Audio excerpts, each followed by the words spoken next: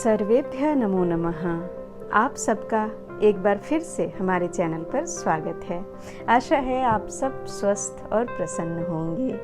आज की इस वीडियो में हम संस्कृत में 1 से 100 तक की गिनती सीखेंगे। जैसा कि आप जानते हैं कि चाहे समय देखना हो या हमें साल या डेट लिखना हो, संस्कृत में हमें 1 से 100 तक की संख्या का ज्ञान होना अनिवार्य है। तो इसी को ध्यान में रखते हुए मैंने आज इस पर वीडियो बनाने की सोची। तो आइए फिर बिना देर किए आज की वीडियो शुरू करते हैं। तो सबसे पहले मैं आपको बता दूं कि 1 से लेकर के 4 की जो संख्या होती है संस्कृत में, वह तीनों लिंगों में अलग अलग तरीके से लिखा जाता है या बोला जाता है।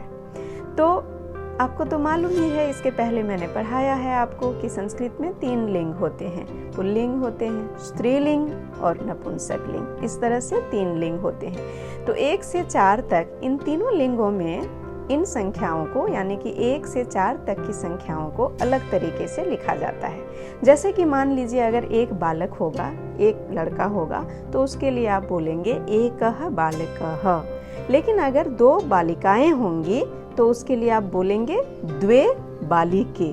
कहाँ से लिया हमने? यहाँ से लिया। अगर एक बच्ची होगी तो एका बालिका, दो लड़कियां होंगी तो द्वे बालिके। इसी प्रकार अगर 3 लड़कियां होंगी तो तिस्रः बालिकाः, और 4 होंगी तो चतस्रः बालिकाः। तो कहने का मतलब क्या है कि यहाँ पर अलग रूप चल रहा है, आप देखेंगे 1 से 4 तक का, और स्त्रीलिंग में अलग चल रहा है और नपुंसक लिंग में भी अलग चल रहा है। अगर एक पुष्प होगा, एक फूल आपके पास होंगे तो आप बोलेंगे एकम पुष्पम। 2 होंगे तो द्वे पुष्पे, और 3 होंगे तो त्रीणि पुष्पानि, 4 होंगे तो चत्वारि, और 4 से ज़्यादा होंगे तो फिर आगे कैसी संख्या चलेगी वो मैं आगे बताऊंगी। 4 से बाद जो संख्या है, यानी कि 5 से लेकर 100 तक, वो सभी एक जैसे होते हैं। उससे लिंग से कोई फर्क नहीं पड़ता है, वो सारी संख्याएं एक जैसी होती हैं। लेकिन 1 से 4 तक आपको तीनों लिंगों में याद करना है, इस बात का आप ख्याल रखें। तो इसको एक बार मैं पढ़ देती हूँ ताकि आपके लिए आसानी हो सके। एकः एका एकम, द्वौ द्वे द्वे, त्रयः तिस्रः त्रीणि, और चत्वारः चतस्रः चत्वारि। इस तरह से आप तीनों लिंगों में 1 से 4 तक याद कर लें। उसके बाद हम आगे बढ़ेंगे। तो 5 के लिए प्रयोग होता है पंच, फिर 6 के लिए होता है षट, 7 के लिए सप्त, 8 के लिए अष्ट, और 9 के लिए नव, 9 के लिए नव, और 10 को दश बोलते हैं, जो कि हम आगे पढ़ेंगे। तो यहाँ पहले आप सीख लें, जैसे कि पंच, यहाँ पर आप देख रहे हैं 5 को पंच बोलते हैं, फिर 6 को षट बोलते हैं, और 7 को सप्त बोलते हैं, 8 को अष्ट बोलते हैं, और 9 को नव बोलते हैं। तो इतना तो आपको याद करना ही है। 1 से 4 तक तीनों लिंगों में याद कर लेना है। फिर पंच षट सप्त अष्ट नव, यहाँ तक याद कर लेना है। इसके बाद आप क्या याद करेंगे? दश याद कर लेंगे। अभी जो मैंने ऊपर लिखा है थंबनेल पे कि विथ इजी ट्रिक्स, तो आप देखेंगे सच में आपको बहुत से इजी ट्रिक्स मैं देने वाली हूँ। आप पूरी वीडियो देखें, स्किप ना करें, बीच बीच में आप भाग भाग कर ना देखें। आप आराम से, इत्मीनान से, ध्यान से इसको देखें, तो मैं आपको अश्योर करती हूँ कि 1 से 2 बार में आपको पूरी संख्या अच्छे से याद हो जाएगी। और इसकी जो कॉन्सेप्ट है, इसकी जो अवधारणा है, वह आपके दिमाग में इतनी अच्छी तरह से बैठ जाएगी कि आप आगे कभी नहीं भूलेंगे। तो मैंने आपको क्या बताया? 1 से 9 तक पहले आपको याद कर लेना है। फिर आपको याद करना है दश। दश आप ऐसे याद कर लेंगे, यहाँ पर आप देख रहे हैं दश आप ऐसे याद कर लेंगे। उसके बाद 10 के बाद जो आप 11 से 19 अभी आप याद ना करें, उसके लिए मैं आपको ट्रिक्स दूंगी। फिर आप 10 के बाद आप 20 याद कर लें, विंशति ही। उसके बाद 30 को त्रिंशत बोलते हैं, उसको याद कर लें।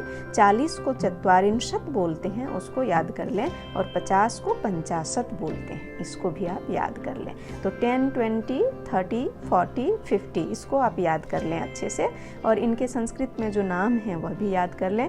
10, विंशति ही, त्रिंशत, चत्वारिंशत, पंचाशत, इसको याद कर लें। अब आप आगे देखेंगे कि कैसे ट्रिक्स हैं इसको याद करने के। तो यहाँ पर 60 के लिए षष्टि ही, 70 के लिए सप्तति ही, 80 के लिए अशीति, और 90 के लिए नवति ही, और 100 के लिए शतम। यह तो आपको मैंने साल वाले में भी बताया था कि 100 के लिए शतम और 1000 के लिए सहस्रम। लेकिन चूंकि हम अभी 1 से 100 तक सीख रहे हैं तो 1000 की अभी ज़रूरत नहीं पड़ेगी, तो इसके लिए हम अभी यहीं तक सीखते हैं। शतम, यहाँ तक आपको इन शब्दों को याद कर लेना है। अगर एक बार में आप पूरे शब्द नहीं याद कर पाते हैं तो आप थोड़ा थोड़ा करके याद करें। जैसे कि एक बार में आप अगर 2 शब्द याद कर पाते हैं तो 10 और विंशति 2 ही याद करें, फिर आप त्रिंशत और चत्वारिंशत याद करें। इस तरह से भी कर सकते हैं। वैसे अगर आप चाहें तो एक बार में सभी शब्दों को याद कर लें। उसके बाद बीच में क्या होता है, सिर्फ थोड़े से प्रीफिक्स या सफिक्स के जरिए आपको बहुत आसानी से शब्द बनाने आ जाएंगे और आप सारी संख्याओं को सीख पाएंगे। तो आगे देखते हैं कि कैसे हमें ट्रिक्स से याद करना है।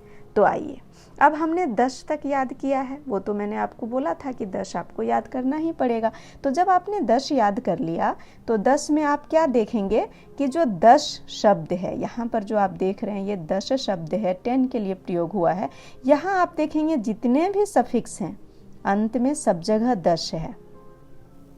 और उधर आपने 1 से लेकर के 9 तक तो याद किया ही है आपने, जो कि कैसे होता है, अगर नपुंसक लिंग में है तो एकम, द्वे, त्रीणि, इस तरह से है ना, चत्वारि, पंच, षट, सप्त, अष्ट, नव, दश।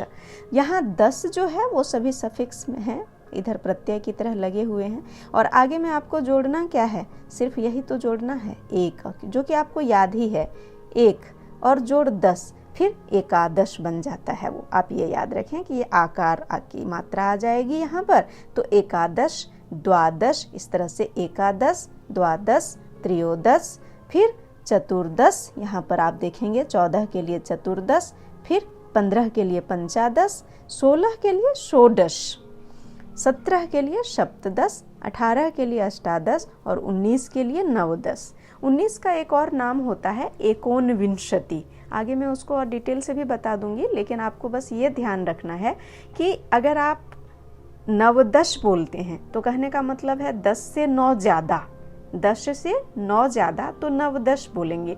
लेकिन अगर आप एकोनविंशति बोलते हैं तो 20 से 1 कम, 20 से 1 कम, तो वो हो जाता है एकोनविंशति। उसको आप याद रखिएगा। इसी प्रकार से जब आप याद कर लेंगे एकादश, द्वादश, त्रयोदश, चतुर्दश, इधर आप देखेंगे 10 10 10 तो है ही, बस इसको एका, द्वा, त्रयो, चतुर, पंचा, षट, इस तरह से आप याद कर लेंगे। और षट वाले में कैसे बोलते हैं, यहाँ पर आप देखेंगे षोडश बोलते हैं। तो इस तरह से बीच बीच में आपको कुछ स्पेशल टर्म्स मिल जाएंगे, तो उसको आप याद कर लीजिएगा उसी तरीके से। तो फिर आपको आने वाले समय में बिल्कुल दिक्कत नहीं होगी संख्या सीखने में, क्योंकि आपके जिह्वा पर फिर वह आराम से बैठ जाएगी। फिर आपको बोलने का अभ्यास हो जाएगा और आप उसको बोल पाएंगे उसी तरीके से। तो यहाँ तक करने के बाद अब हम आगे बढ़ते हैं और आगे देखते हैं कि 20 से आगे कैसे होता है। तो यहाँ पर देखिए, उसी तरह से जैसे हमने 10 को लिया था, यहाँ हमने क्या किया, 20 को ले लिया। यहाँ वहाँ सफिक्स क्या था, 10 था, और यहाँ क्या है, 20 है।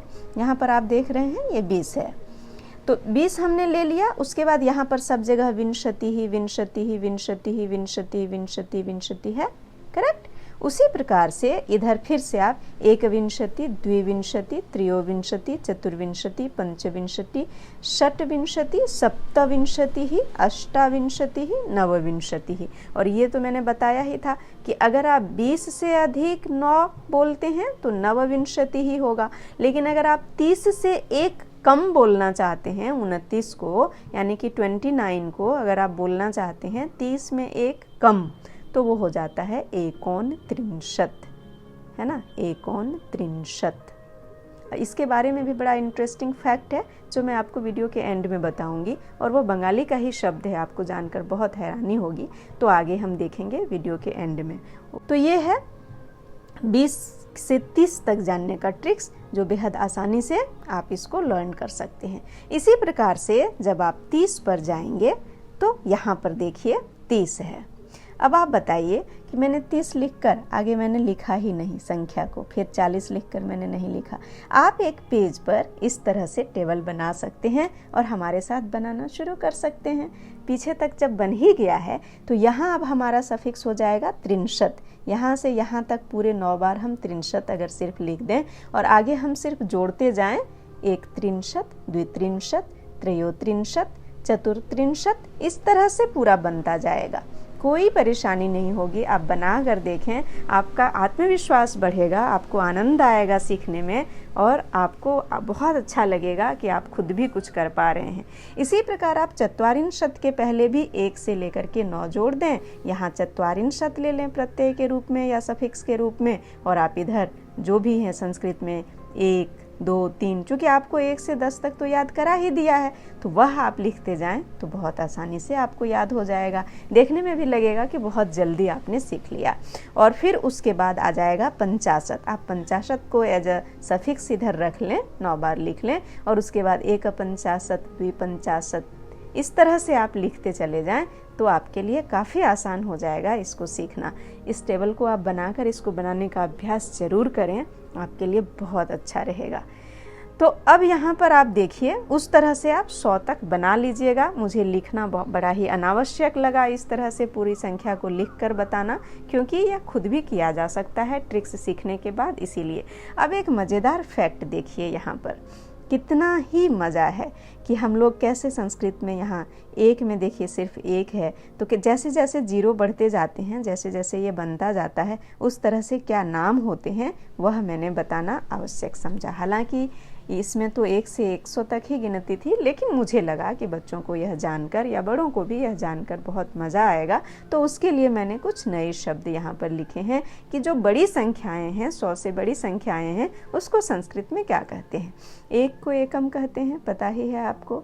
10 के लिए, शतम 100 के लिए, सहस्रम 1000 के लिए, और अयुतम 10,000 के लिए। जब भी 10,000 का कहीं प्रयोग करना पड़े, 10,000 का, तो अयुतम होता है, और 1 लाख के लिए लक्षम होता है, और 10 लाख के लिए प्रयुतम होता है, जिसको कि 10 lakhs या अंग्रेजी में 1 million भी बोलते हैं।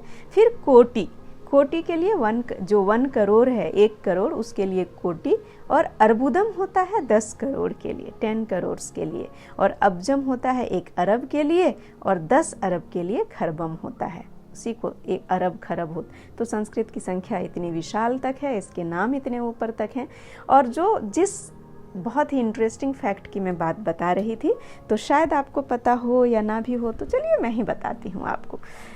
बंगाली का ही एक शब्द है, एक शहर का नाम है त्रिपुरा में, जो बड़ा ही सुंदर दर्शनीय स्थान है, और उस जगह का नाम है उनाकोटी।